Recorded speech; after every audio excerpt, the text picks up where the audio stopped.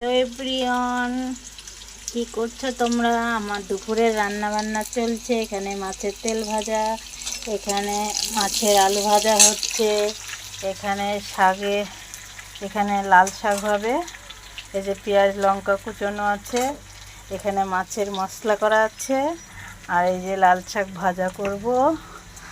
আর এই দেখো, মেয়ে মাছ খায় না, মাছের তেল খাবে, আর এই আলুগুলো মেয়েকে ভাজা করে দিব।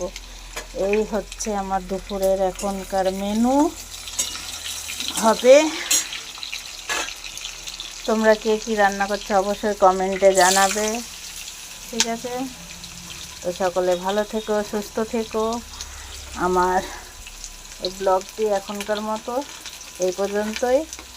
আবার নেক্সট ব্লগে দেখা হবে বন্ধুরা। রাখছি, ভালো থেকো গাইস।